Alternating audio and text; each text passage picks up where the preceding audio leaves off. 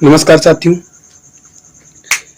साथियों, आज हम एथिक्स के पेपर 4 के एथिक्स के मुद्दे सिविल सर्विस की बात करेंगे कि सिविल सेवा क्या है, वर्तमान में सिविल सेवा में नैतिक मूल्य क्या हैं और ब्रिटिश नैतिक मूल्य क्या थे, वर्तमान में नैतिक मूल्य क्या है। जैसे ब्रिटिश सर्विस में तो पुलिस राज्य था, तो उस समय क्या दायित्व थे सिविल सेवक के और वर्तमान में क्या दायित्व है, ये समझने की कोशिश करेंगे। फिर आगे हम बात करेंगे कि नैतिक चिंता क्या है, सिविल सेवा में नैतिक चिंता क्या है, और उसके बाद बात करेंगे कि सिविल सेवाओं में नैतिक दुविधाएं क्या आती हैं, उनके समाधान पर बात करेंगे। अब आगे बढ़ते हैं कि सबसे पहले समझेंगे कि पब्लिक सर्विस है क्या। तो पब्लिक सर्विस की अगर बात करें तो पब्लिक सर्विस में सरकार द्वारा प्राप्त कराई गई सेवाएं जैसे जल, पानी, बिजली आदि ये सिविल सेवा के अंतर्गत आती है। इसके अलावा सरकारी सेवक जो है वो सिविल सेवा में आते हैं, सिविल सेवक में के रूप में आते हैं। जैसे कई प्रकार के IAS, IPS और कई बैंकों में सरकारी बैंकों में कार्य करने वाले लोग, रेलवे में कार्य करने वाले लोग सिविल सेवक के अंतर्गत आते हैं। तो साथियों, हम समझने की कोशिश करेंगे कि पब्लिक सर्विस में नैतिकता कैसे बढ़ी आगे। तो हम सबसे पहले बात करेंगे कि ब्रिटिश पब्लिक सर्विस में, और उसके बाद हम वर्तमान की बात करेंगे। तो अगर ब्रिटिश की बात करें तो ब्रिटिश में पुलिस राज्य था, अर्थात सरकार के दायित्व तो बहुत सीमित थे। वो केवल उन मुद्दों पर शासन प्रशासन के मुद्दों पर कार्य करती थी। बाजार अपने खुले रूप में व्यवस्थित था। परंतु वर्तमान में जो है वो राज्य कल्याणकारी राज्य है। वर्तमान का राज्य कल्याणकारी राज्य है, इसलिए राज्य से अपेक्षाएं बढ़ जाती हैं और इसलिए राज्य अधिक से अधिक सेवाएं प्रदान करने के लिए प्रतिबद्ध होता है और नागरिक की इच्छाएं भी सिविल सेवक से अधिक होती है, सरकार से अधिक होती है। इसलिए वर्तमान में सिविल सेवा की महत्ता और बढ़ जाती है, क्योंकि इसकी महत्ता और बढ़ जाती है। अब समझने की कोशिश करेंगे कि वर्तमान में नैतिक मूल्य हैं क्या और उनका संकट क्या है। तो वर्तमान में मूल्यों का संकट,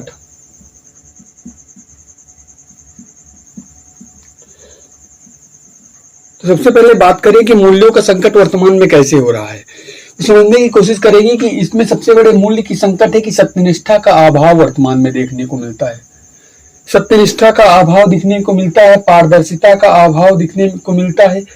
वैसे तो RTI और जनप्रतिनिधित्व अधिनियम के द्वारा पारदर्शिता को सुनिश्चित करने का प्रयास किया गया है, परंतु हम लोगों की अर्थात वर्तमान के सिविल सेवकों की जो मानसिकता है वो ब्रिटिश से किसी न किसी तरह जुड़ती है और वो अपने आप को बाबू कल्चर में लेकर चलते हैं, बाबू कल्चर में समझते हैं। अर्थात वो इस बात को समझते ही नहीं है कि हमारा अस्तित्व जनता पर टिका है, और यही कारण है कि वर्तमान में सिविल सेवा में बाबू कल्चर अधिक है। अर्थात वही ब्रिटिश राज्य की तरह समझते हैं और अपने को मालिक के रूप में समझते हैं। तो पारदर्शिता का अभाव है, उत्तरदायित्व का अभाव है, जवाबदेहिता का अभाव है, और इसके अलावा एनोनिमिटी का मूल्य, वर्तमान में एनोनिमिटी का मूल्य काफी ह्रास हो रहा है। जैसे आप कई सिविल सेवक को अपने नाम पर चलते हुए देख सकते हैं, जैसे उनका वीडियो बनाना फेसबुक, व्हाट्सएप, इंस्टाग्राम, सिविल से अनेक प्रकार के सोशल मीडिया प्लेटफॉर्म पर अति रूप से सक्रियता दिखाई पड़ती है। तो इन मूल्यों का अभाव दिखाई पड़ता है वर्तमान में। इसके अलावा अगर बात करें तो नैतिकता, वर्तमान सिविल सेवा में नैतिकता की बात करें तो फिर कार्य संस्कृति। तो कार्य संस्कृति, वर्क कल्चर क्या है।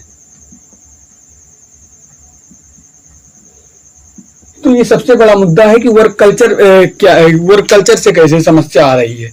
वर्क कल्चर अर्थात किसी भी सेवा या प्राइवेट या सरकारी संस्थान में जो है,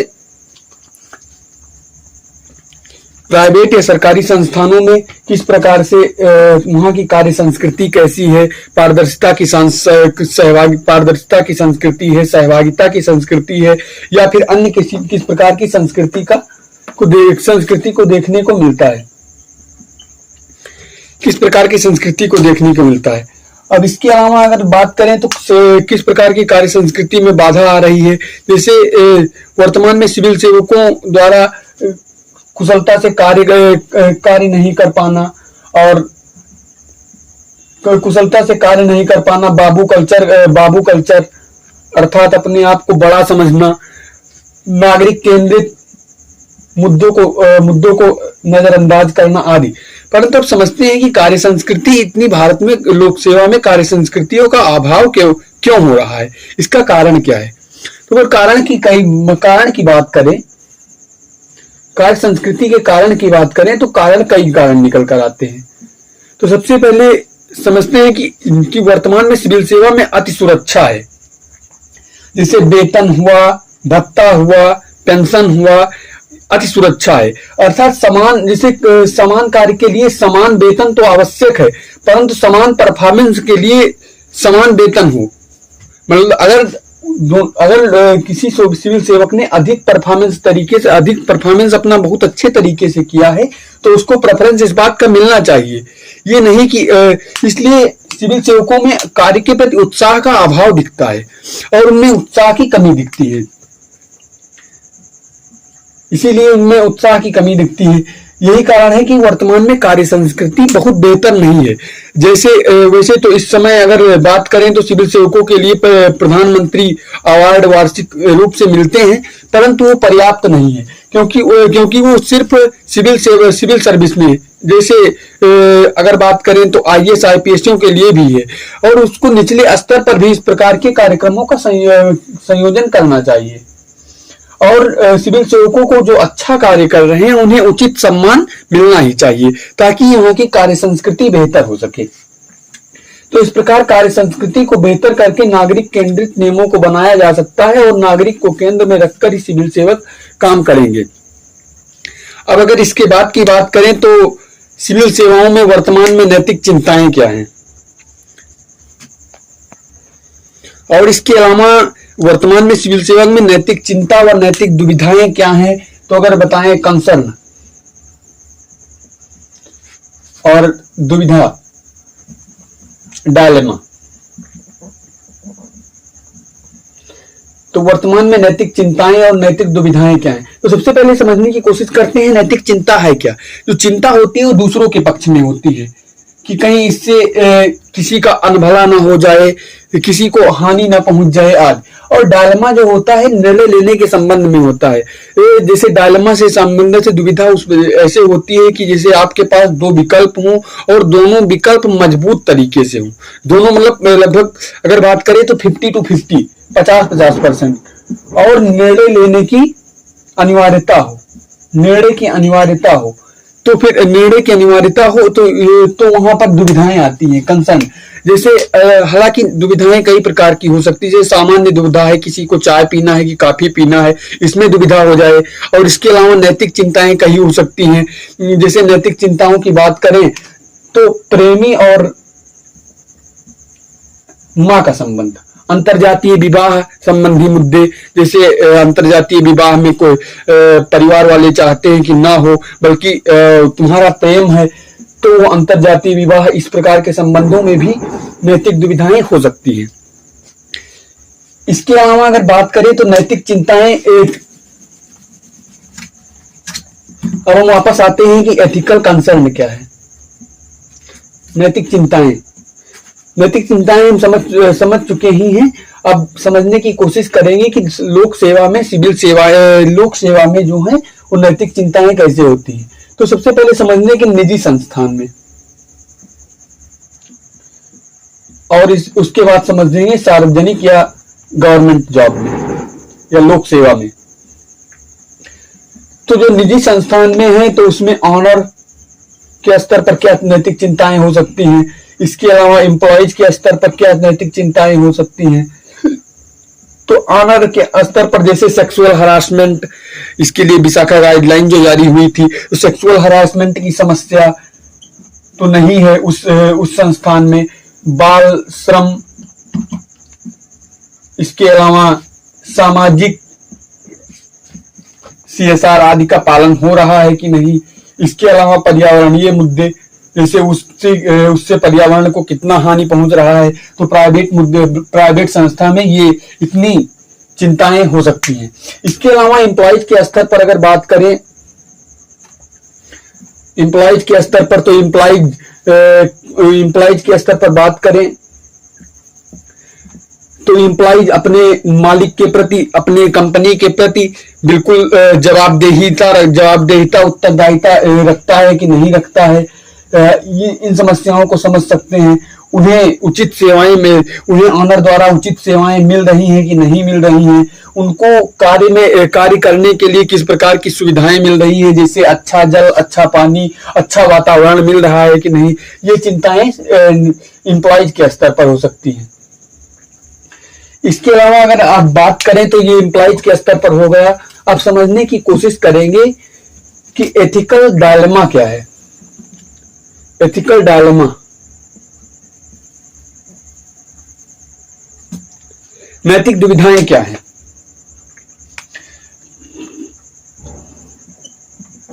तो नैतिक दुविधाओं को समझेंगे तो हम जैसा कि पहले समझ चुके हैं कि नैतिक दुविधाएं क्या हैं, अर्थात किसी भी पक्ष किसी दो विकल्प उपस्थित हों और दोनों में किसी एक को चुनने की बाध्यता हो। ऐसा नहीं है कि हम किसी को नहीं चुनेंगे, ये बाध्यता हो कि दो में से एक विकल्प को चुनना ही होगा। ऐसी समस्याओं में नैतिक दुविधाएं और सामान्य दुविधाएं दोनों हो सकती हैं। तो अब समझने की कोशिश करेंगे कि, लेकिन उसके पहले समझ लेते हैं कि एथिकल कंसर्न में एक मुद्दा रह गया, वो है सार्वजनिक संस्थान में क्या दुविधाएं हो सकती हैं, क्या चिंताएं हो सकती हैं।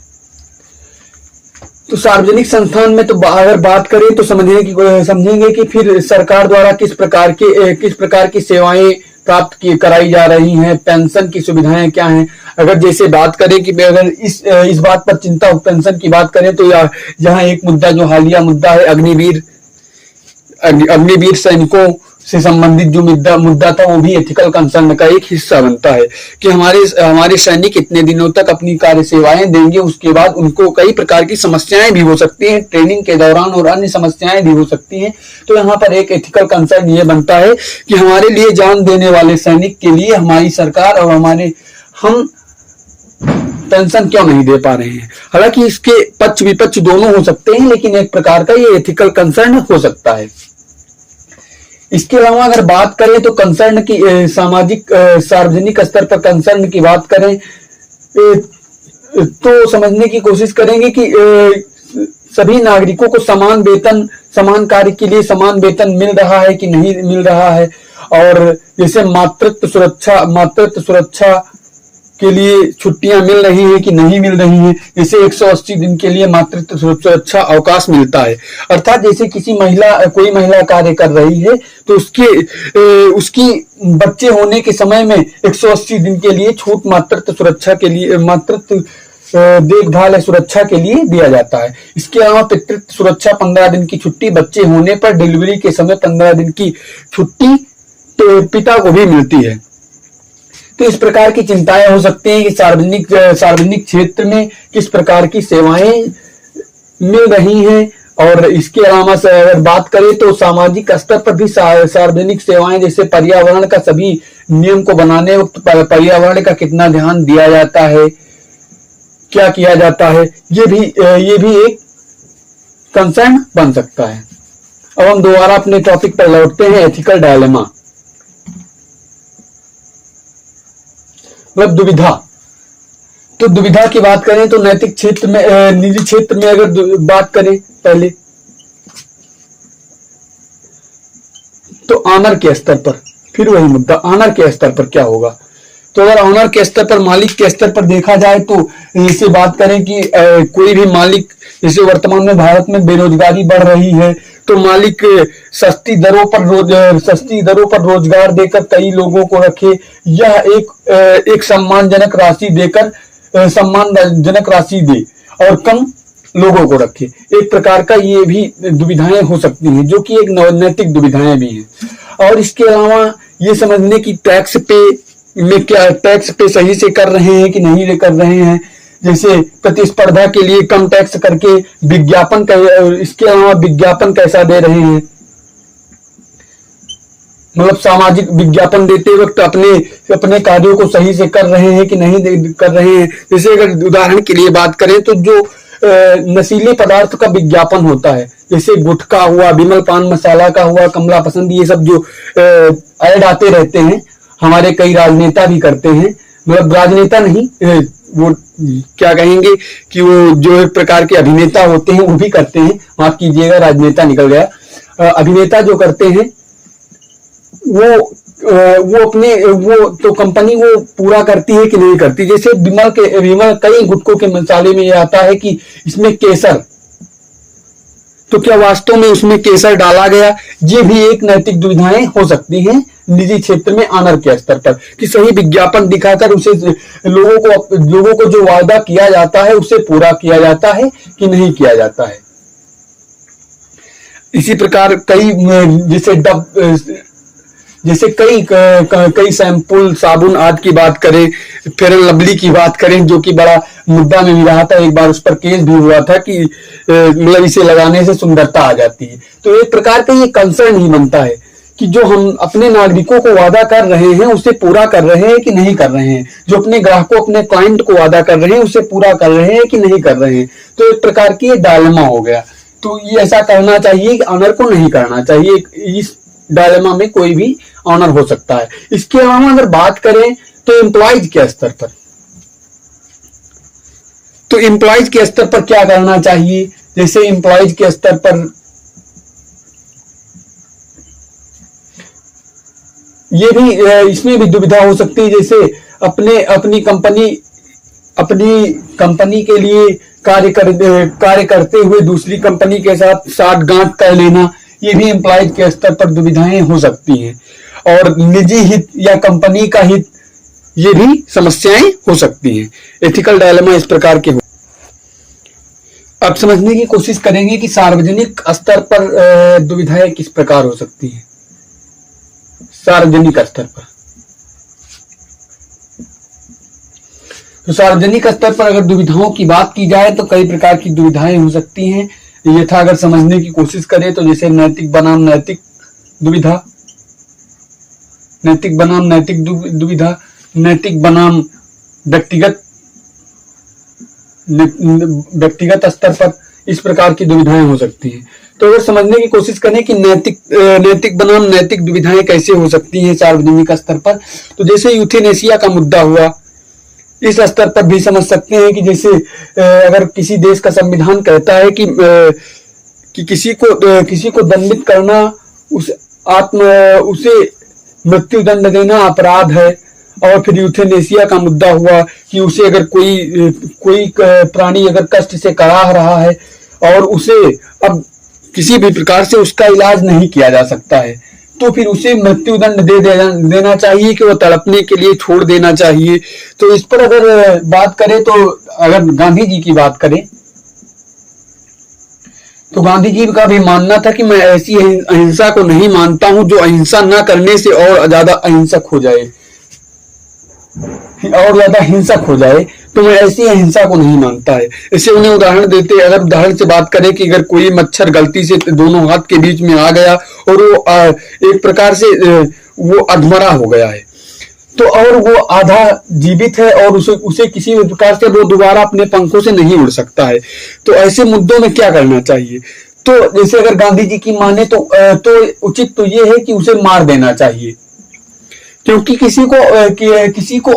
किसी की ऐसी स्थिति हो गई हो कि उसे जीवन जीना अब सामान्य रूप से संभव ही ना रहा हो। तो यूथेनेशिया का मुद्दा भी इससे ही जुड़ता है। तो सार्वजनिक स्तर पर भी ये दुविधाएं हो सकती हैं, नैतिक बनाम। अब इसके अलावा दुविधाएं क्या हो सकती हैं? नैतिक बनाम व्यक्तिगत दुविधाएं, नैतिक बनाम व्यक्तिगत दुविधाएं। जैसे नैतिकता ये कहती है कि अपने आचरणों, अपने नियम का पालन किया जाए, और व्यक्तिगत दुविधाएं इसमें हो जाएं कि हमारा पर्सनल हित क्या है, हमारा निजी हित क्या है, ये दुविधाएं हो जाएं। तो अगर समझने की कोशिश करें साथियों एक उदाहरण के द्वारा, जैसे सिविल सेवा आचरण संहिता कहती है कि सिविल सेवक को दहेज लेना और दहेज का समर्थन करना अपराध है। और इस अगर ऐसा पाया जाता है तो सिविल सेवक एक भ्रष्ट सिविल सेवक के रूप में जाना जाएगा। अब निजी हित कहता है कि निजी हित में जैसे परिवार का दबाव, माता पिता का दबाव, सामाजिक दबाव के चलते कोई सिविल सेवक दहेज को ग्रहण कर लेता है।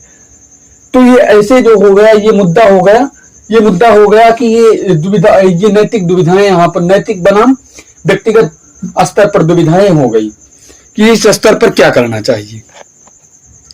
अब साथियों समझने की कोशिश करें कि एथिकल डायलेमा जो है, सामाजिक दुविधाएं हैं, उनका समाधान क्या हो सकता है। तो इनके समाधान की बात करें तो समाधान ये हो सकता है कि इसे कानून हुआ। सबसे पहले तो अगर प्रेफरेंस दे तो प्रेफरेंस के स्तर पर संविधान का अध्ययन हो, और इसके अलावा नियम कानून विनियमन का आदि का अध्ययन किया जाए। और इसके अलावा एथिकल गाइडेंस, प्रेसिडेंस अर्थात पूर्वोदाहरण को प्रेसिडेंस हुआ, एथिकल गाइडेंस हुआ, और जो सीनियर अधिकारी हैं उनसे मुलाकात करके ये सब समझा जा सकता है, इन डायलेमा से बचा जा सकता है। और समझने की कोशिश ये करें कि निजी हित के स्तर पर अगर बात करें तो निजी हित को के बनाम अगर सार्वजनिक हित की बात आए तो सार्वजनिक हित को अधिक महत्व दिया जाए। जैसे अगर ये मैं हुआ, ये समाज हुआ और ये देश हुआ, तो अगर बात करें तो मैं को देश को जो सबसे ज्यादा महत्व, उसके बाद समाज को महत्व, फिर स्वयं का महत्व। अर्थात इस प्रकार की अगर दुविधाएं हो तो फिर इन्हें इस प्रकार समझा जा सकता है और इनका समाधान किया जा सकता है। और आज की वीडियो में इतना ही, और साथियों अगली क्लास में हम और अगले वीडियो में मिलेंगे और फिर समझेंगे कि अंतरात्मा क्या है, और इसके अलावा इंटरनेशनल एथिक्स की भी बात करेंगे। धन्यवाद।